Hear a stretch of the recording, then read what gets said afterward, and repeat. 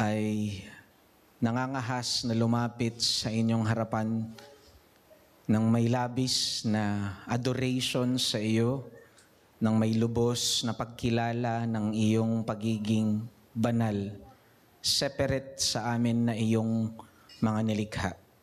Alam namin, Panginoon, na kami mananatiling nilikha lamang at Ikaw ang eternal na manlilikha namin. Ngunit salamat sapagkat Ikaw ay hindi lamang pumakapangyarihan, hindi ka lamang tunay na eternal, infinite, walang limitasyon, walang simula at walang wakas, kung hindi Ikaw din, O Diyos, ay mahabagin. At dahil Ikaw ay mahabagin, ito ang iyong likas at karakter, ito'y pinamalas mo sa amin. Una sa iyong paglikha sa amin. Hindi mo utang sa amin ang lahat ng mga bagay na magandang nakikita namin mula sa kalikasan hanggang sa mga hiningang aming hinihinga ngayong araw na ito. Ngunit ito'y ibinigay mo ng merong pagiging mabiyaya. Ngunit alam namin na higit pa sa likas, lakas, at binigay mong mga pagpapala sa aming mga hapag sa bawat araw, mga trabahong meron kami at mga negosyong meron kami at pamilyang ibinigay mo sa amin. Ang pinakamataas na pagpapala na tinanggap namin sa iyo ay ang pagpapala ng kaligtasan. At dito mo ipinamalas sa amin, hindi lamang, Panginoon, ang biyaya mo, kung hindi higit, Panginoon, ang akto ng iyong pagbibigay ng iyong sarili, ang iyong pagmamahal. Sapagkat sa pamamagitan ng iyong bugtong na anak na si Kristo Jesus, ay aming nakamtan ang kapatawaran sa aming mga kasalanan sa kanyang natapos na gawa. At dito, Panginoon, muli mong ibinalik kami sa iyo. Ikaw ang naghanap sa amin, bagamat kami hindi ka namin hinanap. Ngunit Ikaw, Panginoon, ang naghanap sa amin sa pamamagitan ng iyong bugtong na anak. At ngayon kami nakakapanumbalik na sa iyo sa isang matamis na pagsamba at isang mataas na pagsamba. Kaya nga, salamat, Panginoon, sapagkat iyo pong inukit na ngayon sa aming mga puso ang pagmamahal sa iyo. Dati kami mga Sabbath breaker. Dati kami, Panginoon, ay walang regard sa pagsamba sa iyo. Dati ang araw ng linggo ay para sa amin, para gawin kung ano ang layaw ng aming mga laman. Ngunit sa araw na ito, salamat, binago mo ang aming mga puso at binigyan mo kami ng pagmamahal sa iyo at pagkauhaw sa iyo at lahat ng ito ay habag mo sa amin. Kaya't maraming salamat dahil ikaw pa ang naglaan ng araw upang kami ay iyong katagpuin at dito ipamalas mo ang iyong kaluwalhatian at ang iyong kabutihan sa pamamagitan ni Kristo Jesus. Kaya, Panginoon, ang aming mga puso ay turuan mo na patuloy na maging mapagpasalamat at gawin nawa namin ang pagsamba namin hindi lamang bilang tuntunin, kung hindi bilang tuntunin ng pag-ibig, ng may pagmamahal at pagpapasalamat. Because duty is the sweet, sweet expression of love. And so, Lord, wag po namin paghiwalayin ito at nawa po sa pakikinig namin ng iyong salita, makita namin na ang nangangaral ay hindi lamang isang tao na aming kapatiran, kung hindi tignan namin ang kanyang mga salita ay nanggagaling mismo sa aming Panginoong Hesus sapagkat siya'y kinakasangkapan upang kami, Panginoon, ay mannourish mo sa araw na ito. Sapagkat ikaw din ang nagsabi, when you are lifted up, when you are glorified, you will draw your people to yourself. And so, O Lord, ikaw din ang humawak sa aming tagapangaral ngayong araw na ito na si Brother Ezekiel. Nawa po, Panginoon, lahat ng magiging meditasyon ng kanyang puso at sasambitin ng kanyang bibig ay maging kalugod-lugod sa iyo lamang. At kapag ikaw ang naluwalhati, tiyak magre-resulta ito sa kalakasan at ikabubuti ng iyong iglesia. Kaya't maraming salamat po, Panginoon, dahil alam namin ang iyong banal na Espiritu din ang siyang tunay na mangungusap sa bawat pusong binago mo na, sa bawat regenerated hearts, O Lord God.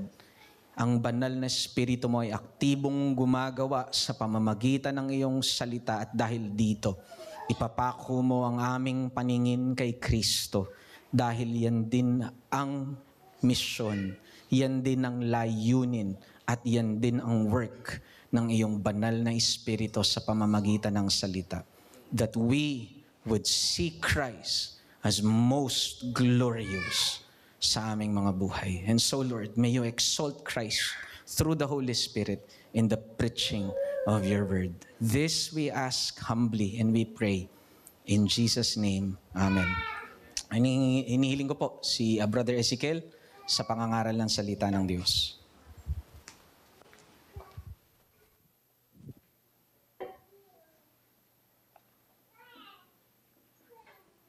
Isang magandang araw po ng Panginoon.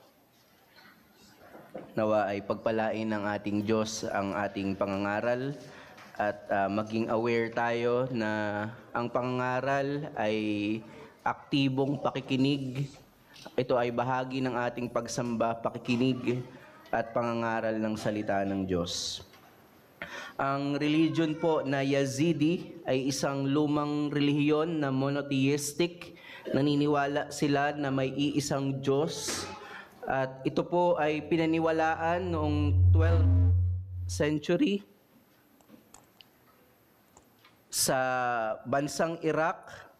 At ito pong Yazidi or Yazidism ay halo-halong mga konsepto galing sa religion ng ng Islam, Zoroastrianism, and Christianity.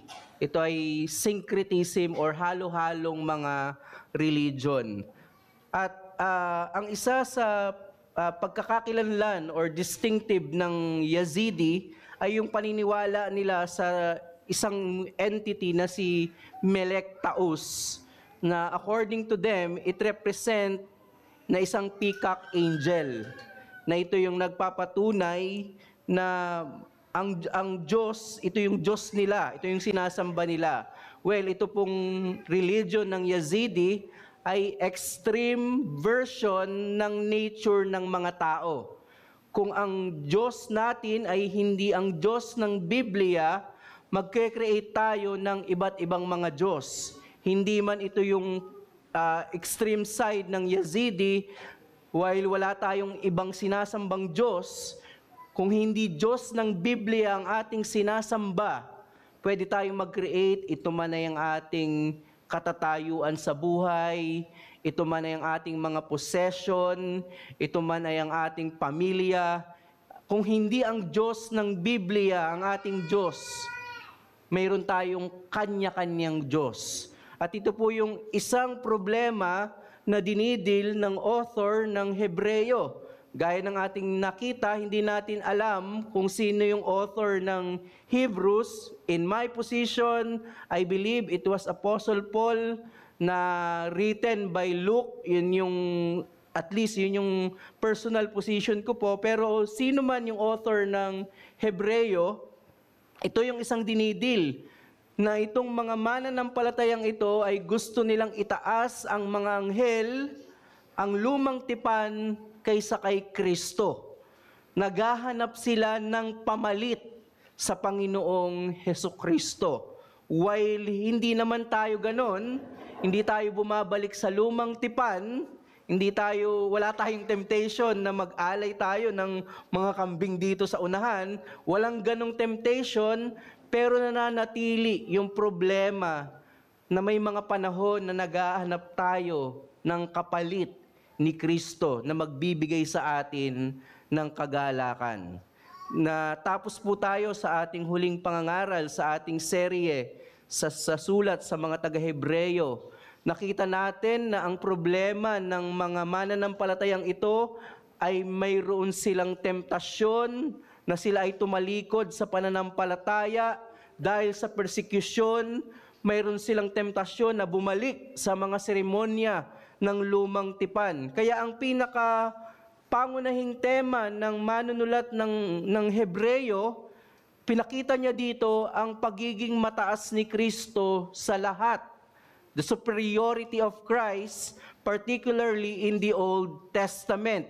Ipinapakita niya dito na ang lumang tipan ay anino lamang, larawan lamang, simbolo lamang ng ginawa ng Panginoong Hesukristo, ng katauhan ng Panginoong Hesukristo. Ipinapakita dito na illogical na mas itaas ang anino kaysa sa totoong katauhan ng Panginoong Hesukristo. Di ba yung illustration ko na ang mag-asawa, nagkalayo sila, ang kanilang communication ay via video call, at kapag umuwi na yung asawa, it is illogical na mas gugustuhin pa rin ng asawa na video call, nandito na, katabi na niya yung kanyang asawa. Ganun ka-illogical yung ginagawa ng mga mananampalatayang ito. Kaya natapos po tayo nung huli nating pangangaral sa verses 5 to 9 ng chapter 1, pinakita dito ng author yung pagiging mas mataas ng Panginoong Hesukristo sa mga angels at sa katotohanan si Christ lamang is the natural Son of God. Siya lamang. At yung ating pagiging sonship is derived from Christ. So yun po yung nakita natin. So itutuloy lang po natin ang ating pag-aaral na binasa ni Deacon Zion. Basahin ko po muli sa translation naman po ng Filipino, Hebreo 1:10 to 14. Babasahin ko po. At ikaw, Panginoon, ng pasimulay inilagay mo ang saligan ng lupa, at ang mga langit ay mga gawa ng iyong mga kamay. Sila'y mapaparam, subalit ikaw ay mananatili, at silang lahat ay malulumang gaya ng kasuotan. Gaya ng isang balabal, sila'y iyong ilululon, at gaya ng damit, sila ay mapapalitan. Ngunit ikaw ay ikaw pa rin, at ang iyong mga taon ay hindi magwawakas. Ngunit kanino sa mga anghel sinabi niya kailanman, maupo ka sa aking kanan, hanggang sa ang iyong mga kaaway ay gawin kong tuntungan ng iyong mga paa. Hindi ba silang lahat ay mga espiritong nasa banal na gawain na sinugo upang maglingkod sa kapakanan ng mga magmamana ng kaligtasan? Hinati lamang po natin sa dalawang sermon yung verses 5 hanggang 14, pero kasama po ito sa pinakapunto nung ating napag-aralan sa ating last sermon. Pinapakita po dito ng manunulat ang pagiging mataas ni Kristo sa mga angels, at nabanggit ko po sa huling pangangaral na committed ang mga taong ito. Alam na alam nila ang lumang tipan dahil nga mas itinataas nila ang lumang tipan kaysa kay Kristo. Kaya napakatalino ng author na para i-rebut or i-debunk yung kanilang maling understanding, isang ginamit mismo ng author ay ang lumang tipan. Ginamit mismo kung saan familiar ang mga taong ito sa lumang tipan, ito ang kanyang ginamit. Ipinakita niya na mas mataas ang katayuan ni Kristo dahil siya ang nag-iisang anak ng Diyos. Nakita rin natin na siya rin ang Diyos na niluwalhati o ang Diyos na maluwalhati. At nagpatuloy po ang manunulat, nagpatuloy siya sa paggamit ng salmo kung saan ito ay familiar dito ang mga taong ito. So yung pong verses na binasa natin na 10 to 12, ang ginamit po dyan ay yung binasa ni Deacon Zion sa Psalm 102, 25 to 27. Makikita nyo na explicit, quoted from Psalm 102, 25 to 27, ipinapakita dito na ang Diyos ang may gawa ng mga langit at lupa. Ang makapangyarihang Diyos ang may gawa ng lahat. Ipinapakita dito ang malaking pagkakaiba ng mga tao, ng Diyos sa kanyang mga nilikha, yung napakalaking gap, yung tinatawag in theology na creator-creature distinction. Magkaiba sila ng kalikasan, magkaiba sila ng knowledge, ng holiness, malaking kaibahan. Pinapakita dito yung pagiging iba ng Diyos sa lahat. Kaya ang sabi po sa 11 and 12, yung comparison ng Diyos at ng creation, sabi sa verses 11 and 12 ng Hebrews 1, sila'y mapaparam, subalit ikaw ay mananatili. So nakita nyo doon yung distinction, yung pagkakaiba ng nilikha sa manlilikha. At silang lahat ay malulumang gaya ng kasuotan, gaya ng isang balabal, sila'y iyong ilululon, at gaya ng damit, sila ay mapapalitan. Anong sabi ng author? Ngunit ikaw ay ikaw pa rin, at ang iyong mga taon ay hindi magwawakas. So, para mag-make sense yung kataasan ng Panginoong Jesucristo, kinumpare ng manunulat using Psalm 102 kung ano yung kaibahan ng Diyos sa kanyang nilikha. Ipinapakita po dito ng manunulat na ang Diyos ay hindi nagbabago. He is the immutable God. Walang simula at walang wakas. Hindi kagaya ng kanyang mga nilikha, particularly ang mga angels. While mataas yung katatayuan ng angels, ang sinasabi dito ng author, hindi pa rin sila maikukumpara sa Diyos, sa kanyang kalikasan, ang hindi nagbabagong Diyos. At ang mga konsepto na ito, itong mga truths na ito about divine God, ang ginawa ng author ay in-apply ito ng manunulat patungkol kay Kristo. Na ang tinutukoy doon sa Psalm 102 ay ang Panginoong Hesukristo pa rin. Ipinapakita niya dito na si Kristo ay kapantay ng Diyos Ama sa pagiging Diyos at bilang manlilikha. Subalit mayroon pong kaunting kaibahan. While both ay creator, yung Ama ay creator din, yung Son ay creator din, si Kristo ay dumating hindi bilang manlilikha, hindi lang basta bilang manlilikha, kundi bilang ilaw ng sanlibutan. Yes, creator ang Panginoong Jesucristo, lahat ng bagay ay nilikha niya sa pamamagitan niya at para sa kanya, pero yung person-centered, siya yung dumating na ilaw. It presupposes sin. Na siya, while siya ay creator, pinapakita rin na siya ay Savior. Sa John 1:3-4, lahat ng mga bagay ay ginawa sa pamamagitan niya at kung wala siya ay hindi nagawa ang anumang bagay na ginawa. Sabi dito, nasa kanya ang buhay at ang buhay ay siyang ilaw ng mga tao. So may kaunting kaibahan na mayroong ilaw. Ano ba yung ibig sabihin ng ilaw na yon? It presupposes darkness. Dumating na yung light. So while nananatili yung concept si Christ as creator, pero it assume yung salvation na ipagkakaloob niya. Ipinapakita dito na ang kapamahalaan or majesty ng Panginoong Jesucristo ay hindi lang dahil siya ay iba sa atin bilang manlilikha, pero yung kanyang kapamahalaan ay mas nakita bilang tagapagligtas ng mga makasalanan. So yun yung distinct ni Christ sa Father. Hindi nag-incarnate yung Father, yung Son ang nag-incarnate. So, pinapakita doon yung magkaibang gawain ng Father and Son. While nananatili si Christ bilang manlilikha, pero idinidiin rin ng author, ang immutable God and Creator na ito, ay ito rin yung nag-incarnate at tagapagligtas.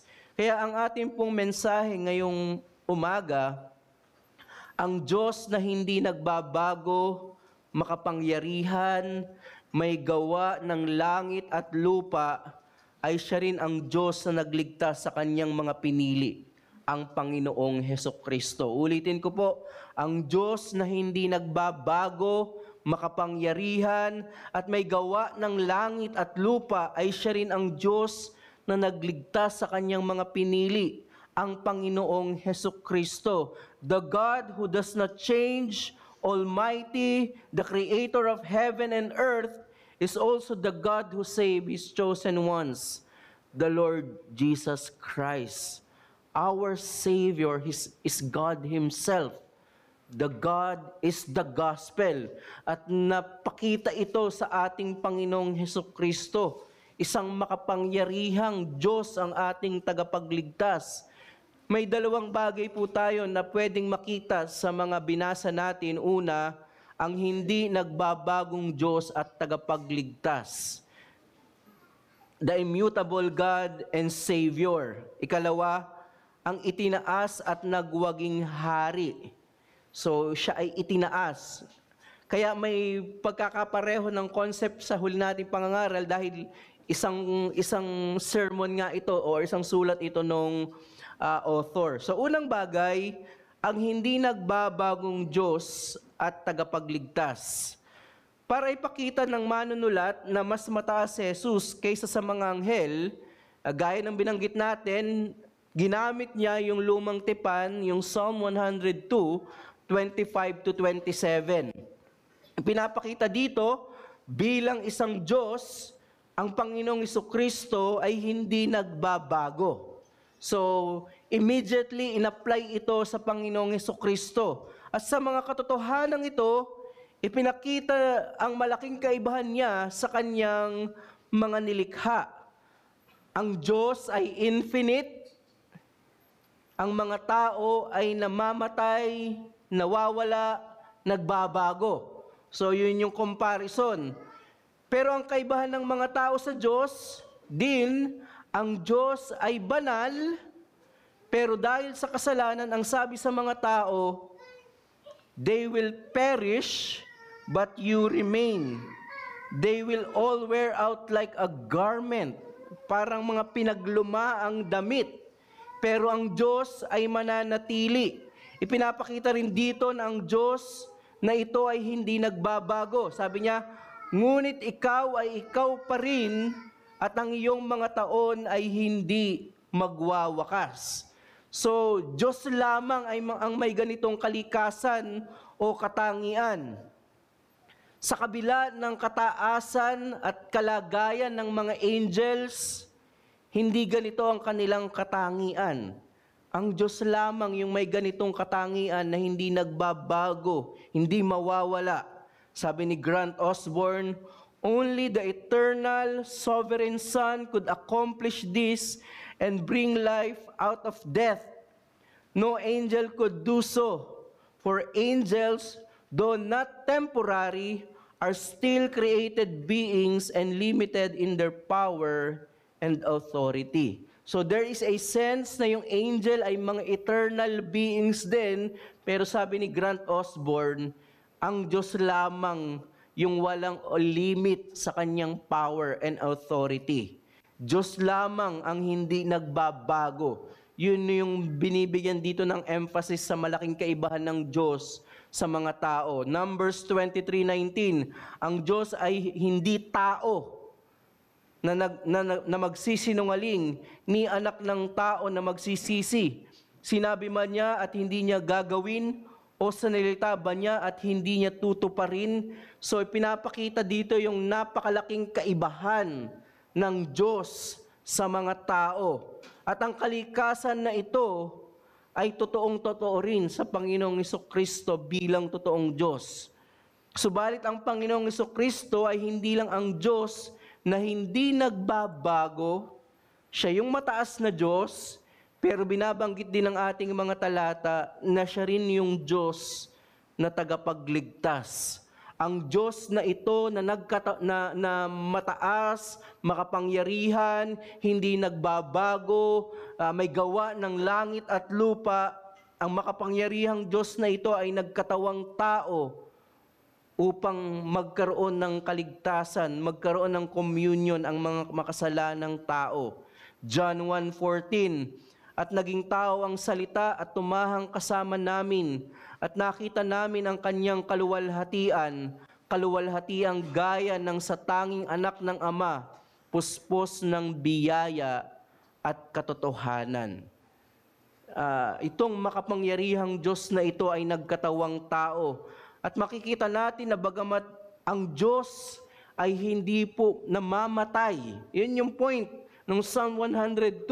Yung mga nilikha, they will perish, para silang mga pinaglumaang damit. Ang Diyos, ang pinapakita doon, infinite ang Diyos, hindi namamatay, hindi nagbabago, hindi mamamatay. Subalit dahil kay Kristo, kagaya po ng ating inawit, and can it be that thou, my God, should die for me? Hindi namamatay ang Diyos, hindi siya nagbabago. But in Christ, we can say na ang Diyos ay namatay para sa atin. Why? Bakit kailangan ng mga language na yon na ang tawag po dyan ay communication of properties? Na truth, yung mga attributes kay Christ, yung siya ay totoong Diyos, but at the same time, totoo rin siyang tao, so applicable sa kanya yung mga language na namatay. Ang Diyos ay namatay in Christ. Hindi po ako magtuturo dito ng heresy. Hindi po namamatay ang Diyos, but in Christ, kagaya nung inawit natin, and can it be na ang Diyos ay mamatay para sa akin? Bakit ganun yung language? Ano ba yung concept ng justice ng Biblia? Ano po? Equal justice, lex talionis. Kung ano yung nagawang kasalanan, ito yung kabayaran dapat. At yung kasalanan ng tao, yung bigat ng kasalanan ng tao, ay hindi doon mismo sa nagawang kasalanan, kundi ang bigat ng ating kasalanan ay kung kanino natin ito ginawa. Ay kadalasan ko pong illustration, kung sapakin niyo po ako, while masakit yun, kasalanan yun. Pero kapag ang sinapak nyo ay ang presidente ng Pilipinas, hindi ko alam kung ano mangyayari sa inyo. So, iisang act of sin, pero may magkaibang gravity dahil magkaiba yung ginawa ng kasalanan.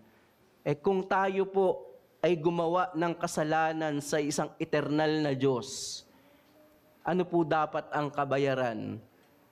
Isang eternal din. At si Christ lamang yung makakapasa sa qualification because He is both God and man. Kaya ang Diyos natin na ito, ang Diyos na hindi nagbabago, na namatay para sa atin, ang Panginoong Hesukristo. Kaya ang point po natin, sa kabila ng ating pabagubagong sitwasyon sa buhay, pabago-bago ang level ng ating faith, may mga times na mainit tayo, may mga times na okay lang, may mga times na nanlalamig tayo. Ang point ng Hebreo na ito, ang tagapagligtas natin ay hindi nagbabago. Sa kabila ng pabago-bago nating sitwasyon sa buhay, ang ating tagapagligtas ay ang Diyos na hindi nagbabago.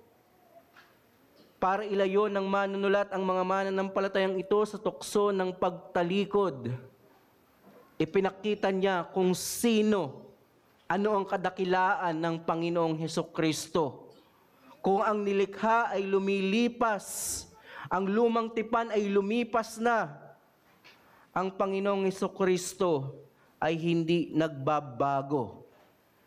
At ito po ang ating tanging kaaliwan sa buhay na ito na punong-puno ng pagbabago. Ang constant lang daw po ay change sa buhay na ito. Laging nagbabago. Sitwasyon, katatayuan natin sa buhay, may panahon na marangya tayo, lilipas ang panahon, ang dami nating pinoproblema. Kung ang tagapagligtas natin ay emotional, nagbabago, nakakaawa po tayo. Pero salamat sa ating Panginoon na siya rin ay tagapagligtas, subalit ang tagapagligtas na ito ay hindi nagbabago. Subalit kung may kinakausap ako dito na wala ka pa sa Panginoong Hesukristo, nabanggit ko kanina na equal yung justice ng Diyos. Kung ano yung nagawang kasalanan, ito dapat yung kabayaran. At eternal yung bigat ng nagawang kasalanan mo kung wala ka pa kay Kristo. At kahit anong pinakamabuting gawa na nagawa mo, isipin mo na, yung pinakamabuting gawa, nagbigay ka ng 1,000,000 sa simbahan, nagbigay ka ng 1,000,000 sa pulube, or isipin nyo na yung pinakamalinis, pinakamabuting gawa. Pero hindi pa rin yun eternal. Gaano man kalaki ang halaga ng naibigay mo, hindi pa rin nun mababayaran ang iyong kasalanan. Wala kang pag-asa sa iyong sarili. Hindi ang katatayuan mo, hindi ang yaman mo, hindi ang mabubuting gawa mo. Ang tanging pwedeng magbayad lamang para sa iyo ay ang isang Diyos at tao, ang Panginoong Hesukristo. Kaya kung palagian kang nakakarinig ng Ebanghelyo, yan ay pagpapala ng Panginoon. Kaya kami bilang isang iglesia, kami ay nagagala kung wala ka pa kay Kristo, nakasama ka namin sa pagsambang ito. Pero while kasama ka namin sa harapan ng Panginoon, nagpapasalamat kami, pero kung hindi ka pa nagsisisi, hindi ka pa nananampalataya, ang puot ng Diyos ay nasa iyo. Subalit ang Panginoong Hesukristo ay nananawagan na lumapit ka sa Kanya, magsisi ka, kilalanin mo ang iyong kasalanan, manampalataya ka na si Kristo lamang ang tanging pwedeng magligtas sa iyo, ang tanging nagbayad sa Diyos. Sa atin naman pong mga mananampalataya, dahil si Kristo ay hindi nagbabago, magkaroon po tayo ng kagalakan sa ating pananampalataya. Magkaroon po tayo ng kagalakan sa ating mga paglilingkod na despite of our imperfection, ang Savior po natin ay hindi nagbabago.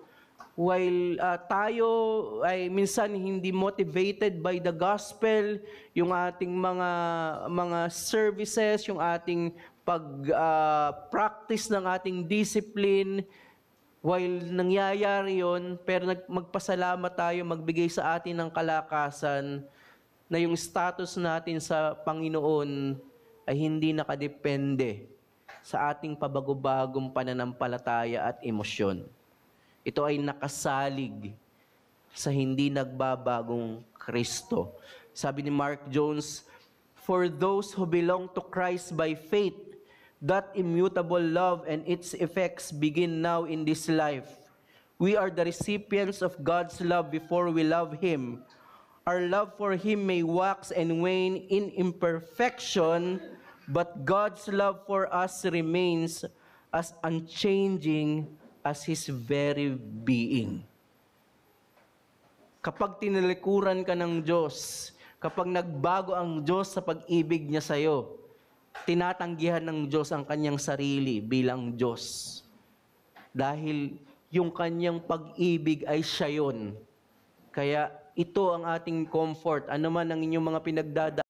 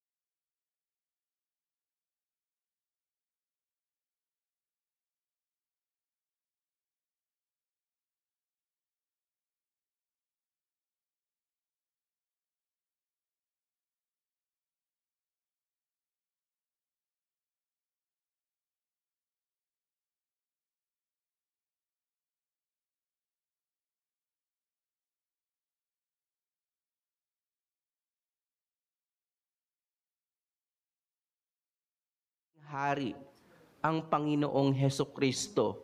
Ngayon siya ay naghahari na.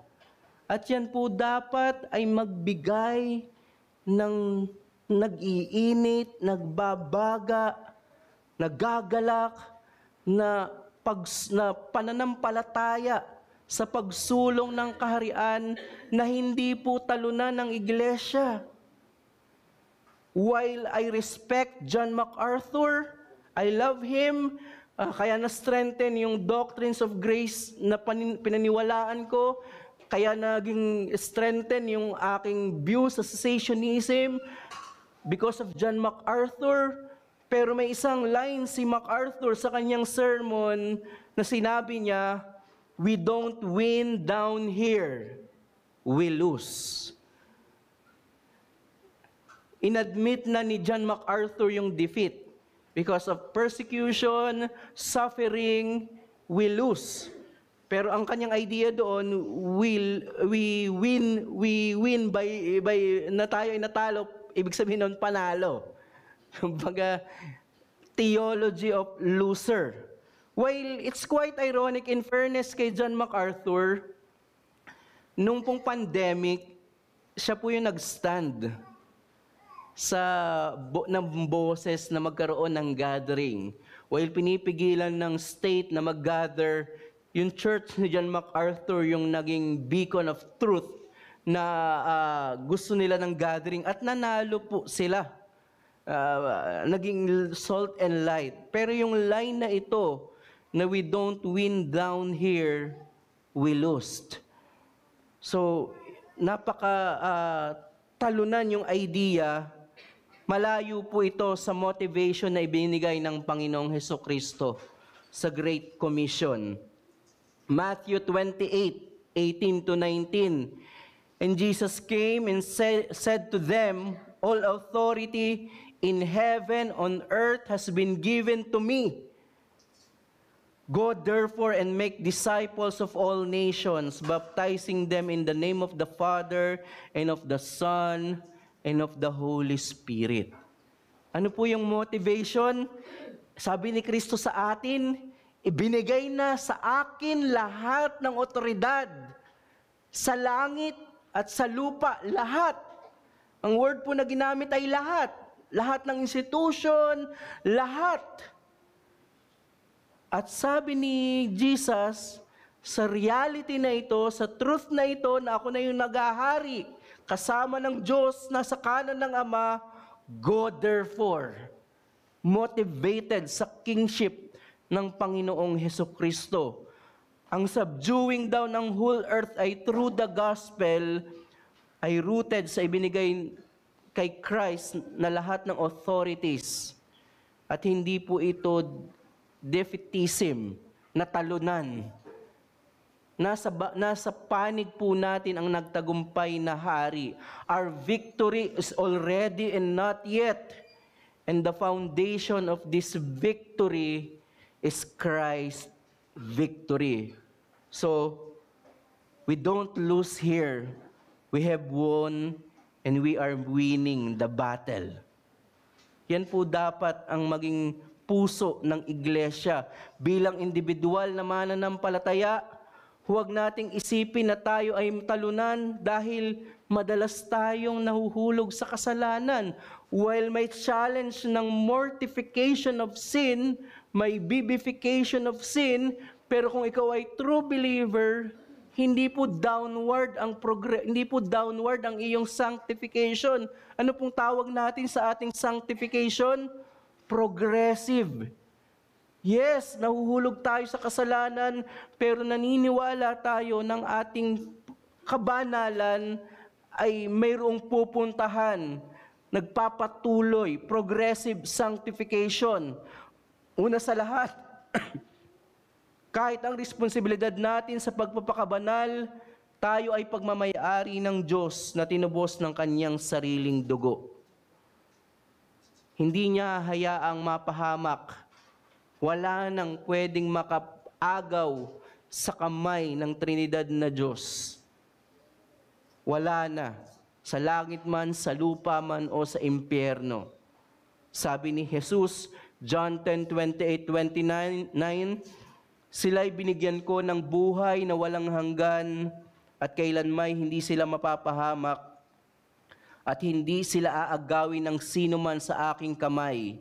Ang mga ibinigay sa akin ng aking Ama ay higit na dakila kaysa lahat at walang makakaagaw ng mga ito sa kamay ng Ama.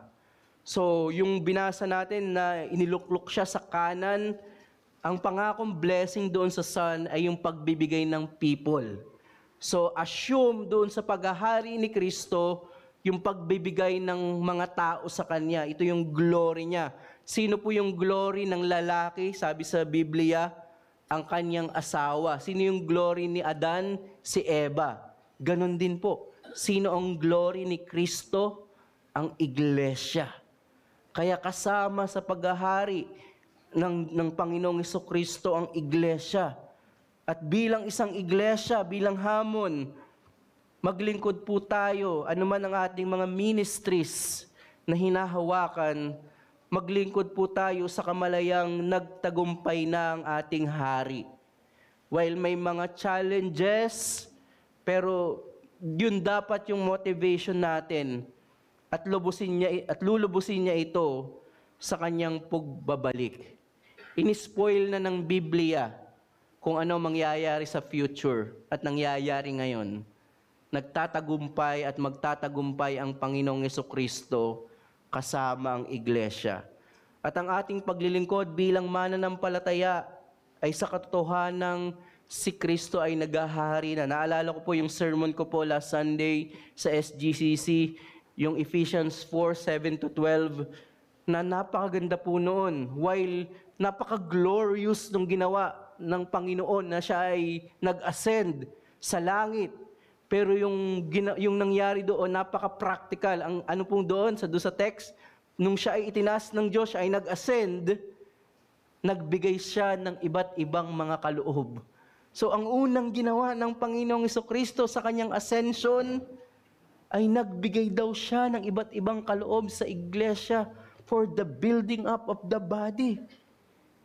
So yung mga maliliit niyong kaloob, paglilingkod, while nakikita niyo siguro na mababa yan, pero sa Diyos, hindi po mas mataas yung tagapag-ayos ng upuan sa tagapangaral.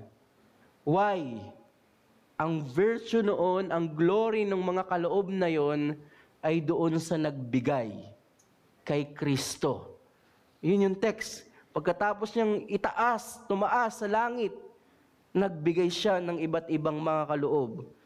So, maging aware po tayo, even yung simpleng pagluluto, pagtulong, paglilinis, maging aware tayo dahil kaya ako nagagawa ito dahil naghahari ang Panginoong Hesukristo.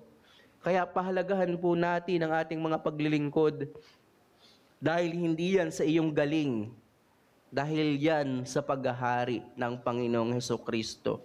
Kaya magalak po tayo ng ating Diyos, ang ating tagapagligtas, ay hindi lang ang Diyos na hindi nagbabago, siya rin ang Diyos na naghahari ngayon. Ito po ang comfort natin sa ating pansariling kabanalan at sa ating paglilingkod bilang kabilang sa isang lokal na iglesia. Tayo po ay manalangin. Panginoon, maraming salamat.